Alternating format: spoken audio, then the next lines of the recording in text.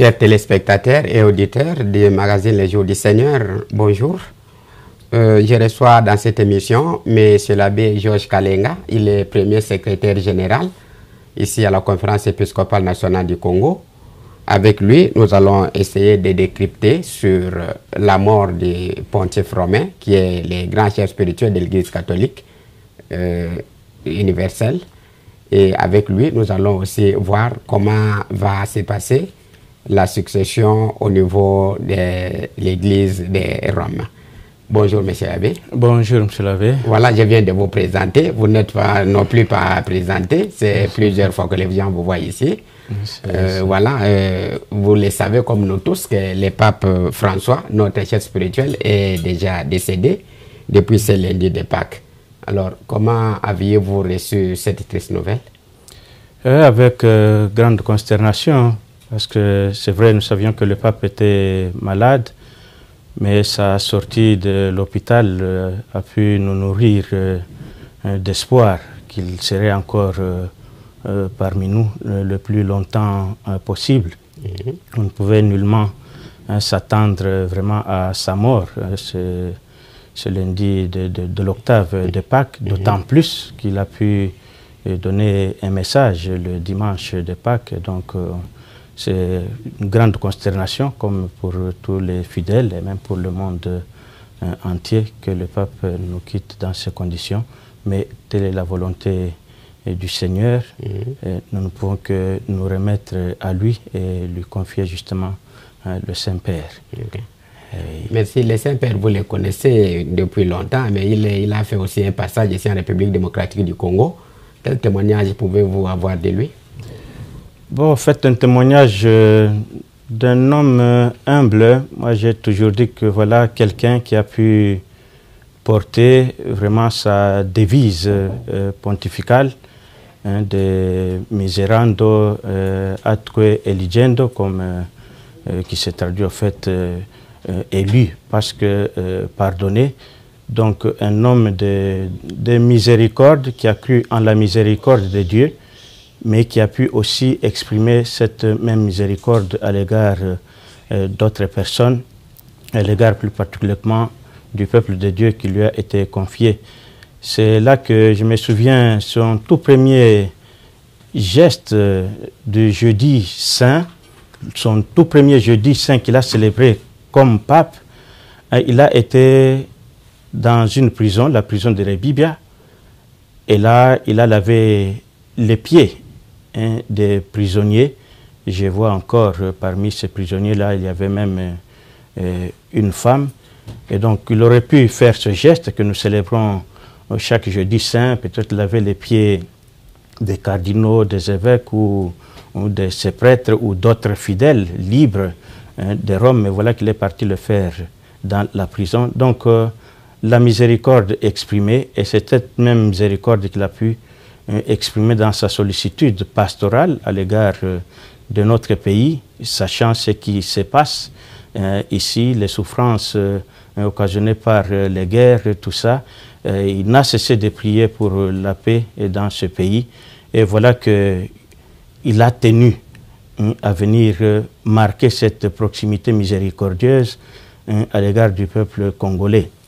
Nous savons très bien qu'il a dû reporter son voyage qui devait se faire au mois de juillet, début juillet 2022, parce qu'il avait déjà des problèmes de santé, mais malgré tout, il a tenu à venir, ce qui a fait qu'il vienne fin janvier, début février 2023. Donc un pape de la miséricorde, et je retiens beaucoup cela de lui. Merci beaucoup, M. Abbé. Oui, le décès du pape est marqué vraiment de plusieurs cérémonies. Entre autres, dès qu'on a appris sa nouvelle, on a exposé son corps à la chapelle Sixtine, on a fermé ses appartements et puis il faut transférer le corps à la basilique. Pourquoi toutes ces cérémonies autour du décès d'un pape? Ah oui. Bon, en fait, ces cérémonies qui sont dues tout d'abord à l'histoire. On sait que au Moyen-Âge, tout ça, même avant cela, quand un pape mourait, c'était le saccage, c'était le pillage de palais apostoliques, donc tous les biens étaient emportés, jusqu'à ce qu'il y a eu quand même une certaine normalisation en prenant certaines mesures pour justement protéger les biens de l'Église qui sont dans le palais pontifical. Là, c'est une dimension, mais la dimension, c'est plus la considération de la dignité du pape. C'est le successeur de Pierre, donc le premier parmi les apôtres. Il a quand même une grande dignité et qui est considérée même justement à sa mort. D'où toutes ces cérémonies qui entourent ces funérailles, son corps qui est exposé pour la vénération du peuple de Dieu, parce qu'après tout, un pape, même quand il est mort, c'est vrai, il y a vacances du Saint-Siège, mais le pape, il est là en toute sa dignité et il est toujours, en fait, successeur de Pierre, et il meurt avec cette dignité-là.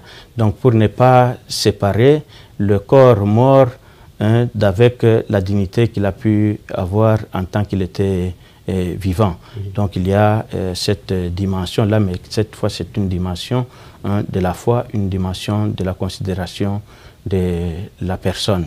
Les portes qui sont scellées, justement, pour que, bon, après tout, nous sommes dans le monde des humains, qu'il n'y ait pas cambriolage, qu'il n'y ait pas quelqu'un, un intrus qui irait faire n'importe quoi. Vous vous souviendrez, il y a quelques années, très récemment, il y a quelques documents qui étaient pratiquement secrets au temps du pape Benoît XVI, qui ont pu sortir. Donc c'est pour éviter des faits comme cela qu'il y a à sceller les portes. Ce qui s'est fait par ailleurs, même dans nos milieux, un évêque qui meurt, bon, son bureau, sa chambre, même dans les familles aussi. Même dans les familles, on veille justement à cela. Vous savez, vous disiez tout à l'heure qu'il demeure toujours pape. Alors la question c'est, pendant l'Eucharistie à la messe, il y a un canon où on prie pour les papes. Ces jours-ci, les prêtres devront continuer à citer son nom ou ils doivent se taire? Non, se taisent. En fait, il y a un vide, le vide dans le gouvernement de l'Église.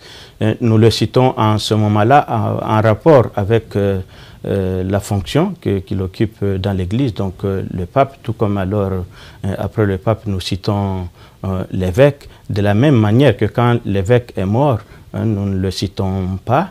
Il en va ainsi du pape, mais j'ai parlé plus de les papes, donc dans sa dignité, et on l'enterre avec tous les honneurs dus à son rang. C'est là.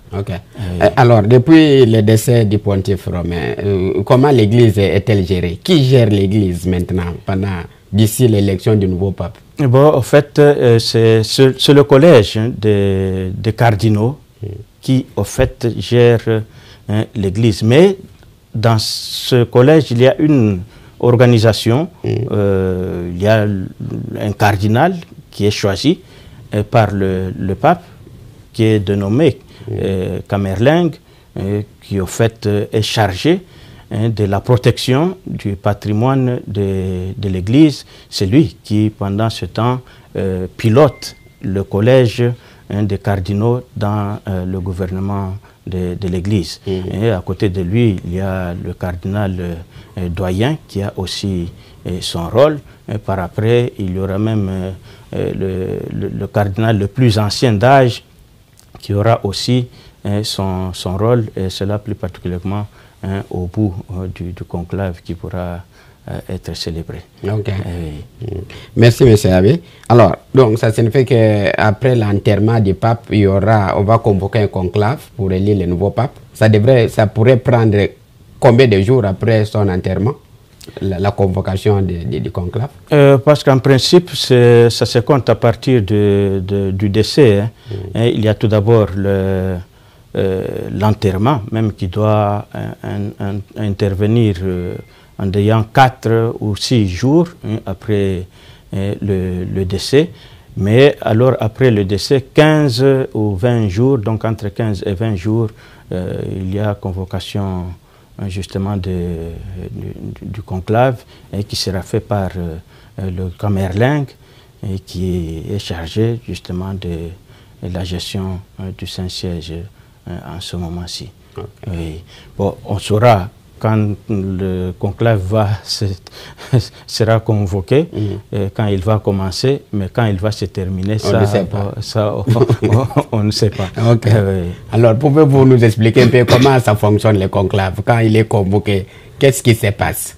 Bon, en fait, dès que la date est déterminée, il y a les cardinaux, ce sont eux qui sont appelés à élire le pape, et cela depuis plusieurs siècles, parce qu'en fait, c'était au départ les prêtres de Rome qui élisaient le pape, et puis par après, ceux des alentours, mais pour le besoin d'organisation, cela a été maintenant confié plus au collège des cardinaux. Donc, ils vont pouvoir commencer par une messe votive d'invocation de l'Esprit Saint, de façon qu'il se laisse éclairer plus par lui plutôt que par tel ou tel sentiment.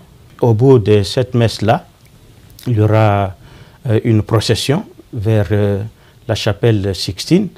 Donc c'est depuis aussi des siècles que la tradition s'est installée de pouvoir élire le pape dans cette chapelle Sixtine. Et là, bon, ils vont prêter serment devant, au fait, chaque cardinal prête serment devant les autres. Parce qu'après tout, c'est tout le monde qui est candidat. Ouais. Non seulement les cardinaux. Pas seulement les cardinaux. Pas seulement les cardinaux, au fait, pour la papauté, c'est tout fidèle. Tout fidèle. Tout fidèle qui est même candidat. Celui qui n'est pas prêtre. Même bon, vous êtes prêtre, même celui qui n'est pas prêtre. Donc on peut l'élire pape. Il peut être élu pape, mais alors bon, pour être pleinement pape et jouir de tous les pouvoirs, justement, il doit être, donc, il sera évêque, il sera évêque de Rome, donc il sera ordonné prêtre, il sera ordonné évêque. C'est cela que le droit prévoit. Mais concrètement, ça fait que, bon, on est encore loin de cela. Depuis plusieurs années, on a vu plus élire le pape parmi les cardinaux. Ah oui, c'est ça. Okay. Mais beaucoup de gens parlent, souvent quand un pape meurt, surtout les médias, il faut beaucoup de spéculations. On cite, non, c'est des papes noirs, c'est ceci. Même pour le moment, on est tenté de citer Ambongo, on cite Sarah, donc ainsi de suite. Alors, est-ce que toutes ces spéculations peuvent influer sur les cardinaux électeurs? Bon, il y a le souhait de chacun.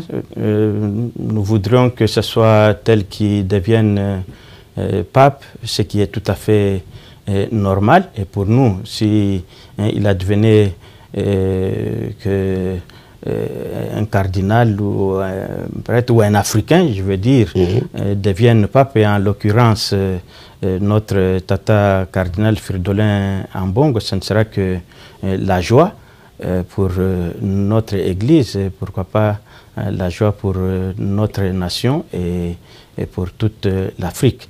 Donc c'est un souhait qui sûrement anime plus particulièrement peut-être les journalistes qui spéculent dans tel ou tel sens. Mais quant à l'influence, je ne pense pas, parce que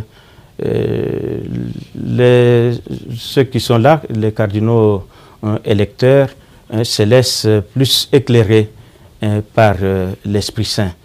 Ce n'est pas pour rien qu'il y a tant de mesures qui sont prises justement pour éviter les influences. Le conclave dans lequel il s'enferme, ça a ce sens-là justement, d'être épargné des intrigues. Les intrigues, donc les influences qui peuvent venir du monde extérieur. Tous les électeurs sont internés là-bas au Vatican, donc pour leur éviter toutes ces influences-là et se laisser tout simplement conduire par la mouvance de l'Esprit Saint. Ce n'est que bon, avec cet esprit-là qu'ils vont procéder alors au vote après la prestation de serment, jusqu'à arriver à celui qui aura 2/3 de voix. Donc c'est vraiment la majorité qualifiée des 2/3. C'est celui-là qui aura obtenu 2/3 des voix qui sera proclamé pape. Ça prendra le temps que ça prendra. Ça peut être une élection à un seul tour. Ça peut être une élection à plusieurs tours. Ça peut être une élection qui se fait en un seul jour, parce qu'en fait, le vote, le suffrage, ça se fait 2 fois. 2 fois le matin, dans l'avant-midi, et 2 fois les après-midi, tout ça. Bon, si on n'arrive pas à la conclusion le tout premier jour, on passera à un deuxième jour, et nous savons que le pape François, qui vient de nous quitter, lui, il a été élu au deuxième jour, donc il a fallu tout simplement 2 jours de conclave pour en arriver à son élection. Mais alors, le déroulement tel qu'il s'est fait, bon, ça s'est fait à bulletin, c'est un vote à bulletin, c'est secret. Donc c'est chacun qui écrit le nom qui lui est inspiré par l'Esprit Saint et qui va le mettre dans l'urne. Et tenez que c'est le pape, je crois que c'est le pape Benoît XVI, qui a fait changer que l'urne, avant c'était le calice. Vraiment comme pour dire que l'élection est un moment sacré, parce que c'est là qu'on va élire. On lui confie la charge de conduire vraiment le peuple de Dieu, et c'était pris, ou c'est pris avec grande considération. Mais maintenant, bon, il y a d'autres types d'urnes, tout ça. Mais alors, c'est avec ces bulletins, chaque fois qu'il y a eu, à l'issue du vote, les bulletins sont brûlés pour annoncer au peuple comment le vote a abouti. Les bulletins sont brûlés simplement, et ça donne la fumée noire, et généralement on y ajoute même peut-être un peu la paille mouillée pour que ça donne une fumée vraiment noire. Et cela c'est pour dire que non, voilà, c'est négatif. Au premier tour, c'est négatif. Effectivement, qu'il n'y a rien eu. Et ce n'est que quand on arrive vraiment aux 2/3, il y a alors la fumée blanche. Et en ce moment-là, ce sont les mêmes bulletins de vote qui sont utilisés, mais en y ajoutant telle ou telle substance qui fait que la fumée sorte blanche. Et ça, en fait, c'est la tradition. C'est une façon d'annoncer. C'est historique, tout ça. Donc voilà, nous attendons ce qui va advenir. Mais est-ce que les cardinaux se connaissent? Parce que pour élire quelqu'un, vous devez les connaître. Est-ce que les cardinaux se connaissent? Ou avant l'élection, il y a une conférence où on leur explique les enjeux de l'Église pour que chacun puisse voter en fonction de ces enjeux. Comment ça fonctionne? Bon, se connaître, peut-être, parce qu'après tout, il arrive des moments de consistoire. Pour le moment, il y a 135 électeurs. Le droit prévoit, au fait, 120 électeurs, mais il y a toujours des exceptions. Tout ça, ça fait que il y a 135 qui sont en âge de pouvoir voter. Et parmi ces 135-là, j'ai lisé qu'il y a 110 qui ont été créés, cardinaux, par le pape François. Bon, se connaître dans ces 135-là, ils se connaissent sûrement, peut-être physiquement, mais bon, il y en a qui sont toujours à l'avant-plan, qui seraient connus par tout le monde, compte tenu de telle ou telle fonction, ou tel enjeu. Mais il y a quand même aussi une préparation, justement. Il y a ce qu'on appelle les congrégations qui sont en train de se célébrer déjà. Ça a commencé déjà le lendemain, le 22, que les congrégations ont commencé à se célébrer donc à 9h le 22. Ce sont les cardinaux qui se réunissent et qui s'entretiennent justement sur les enjeux du monde. Et là, il y a déjà un profil qui peut se dessiner et qui peut alors conduire les cardinaux dans leur choix sur celui qui peut prendre en charge la chaire de la succession de Pierre. Okay. Dans son testament, le pape François a émis la volonté d'être enterré en dehors de la basilique Saint-Pierre. Alors, est-ce que ça ne va pas poser préjudice pour l'avenir qu'un pape dise, bon, moi, je vais être enterré dans mon village d'origine, dans mon pays d'origine? Parce que tous les papes sont enterrés à la basilique Saint-Pierre. C'est ça. Non, ben, effectivement, c'est la tradition qui a fait que le pape soit enterré à la basilique Saint-Pierre. Mais l'évêque, comme tout évêque, il peut aussi bien être enterré, par exemple, lui, le pape, à la basilique Saint-Jean de Latran, parce que évêque de Rome, ça peut être à la basilique Saint-Paul, mais il s'est fait que lui, il a préféré d'être inhumé à la basilique Sainte-Marie Majeure. Non, le droit prévoit. Oui, donc il y a ce qui est général, mais il y a la volonté de la personne qui est très très considérée. Un peu comme nous tous ici, il peut y avoir un cimetière pour les ecclésiastiques, par exemple de tel ou tel diocèse, tout ça qui est bien indiqué, bien choisi, mais j'ai la liberté de pouvoir dire par testament ou communiquer directement à l'autorité compétente que pour moi je souhaiterais être inhumé à tel ou tel lieu. C'est vrai, il appartient maintenant aussi à d'autres instances, et plus particulièrement pour le cas du pape, le collège des cardinaux, de pouvoir apprécier cela, si ça va vraiment à l'encontre des dispositions de l'Église et que ça porterait préjudice. Mais en fin de compte, c'est vraiment la volonté de la personne qui est respectée. Et donc, ça ne nuit pas aux dispositions comme telles de l'Église qui sanctionne de considérer la volonté de chacun. Donc, mais cela, ça montre en fait sa foi. Oui, il l'a exprimé. Chaque fois qu'il faisait le voyage, il allait tout d'abord prier la Très Sainte Vierge Marie, lui confiant son déplacement. Et chaque fois qu'il retournait, il allait auprès de la Sainte Vierge Marie. Et ceci, voyez-vous, sûrement vous avez suivi comme tant d'autres personnes, quand il a quitté l'hôpital, sa dernière sortie de l'hôpital, il y a eu perturbation du parcours. Justement, au moment où il était déjà à la porte du Vatican, il a fait arrêter le véhicule et le motard avait déjà même précédé.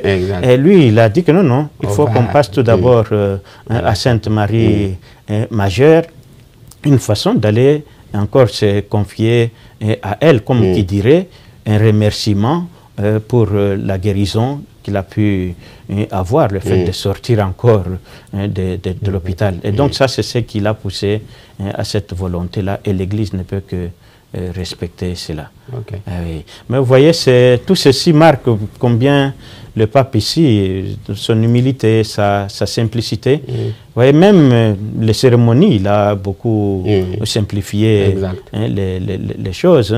Le cercueil qui était triple, tout ça, mais maintenant réduit pratiquement à un seul cercueil, même si un cercueil en bois, mais même si il est doublé encore du zinc, tout ça. Donc tout ça pour simplifier les choses. Il a voulu que ces funérailles soient comme celle de tout chrétien, parce que se sentant fidèle comme tous les autres fidèles du Christ. Alors, mais c'est le samedi que le pape sera enterré. Y aura-t-il une cérémonie spéciale durant l'Eucharistie ou après l'enterrement ou à la tombe? Non, bon, en fait, la cérémonie, comme toujours, il y a la messe comme elle se célèbre comme pour tous les funérailles. Il y a les absoutes, bien sûr, les prières sont toujours spéciales. Et puis, bon, à ma connaissance, il y aura encore à entrer dans la basilique Saint-Pierre, tel que j'ai pu lire le descriptif. Et après cela, ce sera le convoi vers Sainte-Marie Majeure. Sûrement, hein, le lieu doit déjà avoir été préparé, comme il en avait déjà donné les indications. Lui-même a pu déterminer de quel côté, à quel endroit il va reposer. Effectivement. Merci beaucoup, M. Abbé. Nous arrivons pratiquement à la fin de notre émission. Je ne sais pas si vous avez un mot de la fin par rapport à nos auditeurs et téléspectateurs qui nous suivent. Bon, en tout cas, le mot de la fin, c'est tout simplement nous inviter à la prière, que nous puissions continuer à porter le pape François dans nos prières, que le Seigneur lui accorde d'entrer vraiment dans sa gloire, parce qu'après tout, lui, il a promis un bon repos à ses fidèles serviteurs, et qu'il en soit ainsi pour ceux-là qu'il a servi vraiment dans l'humilité et dans l'expression de sa miséricorde. Mais prier pour lui, mais que nous puissions aussi penser à prier pour celui qui va lui succéder.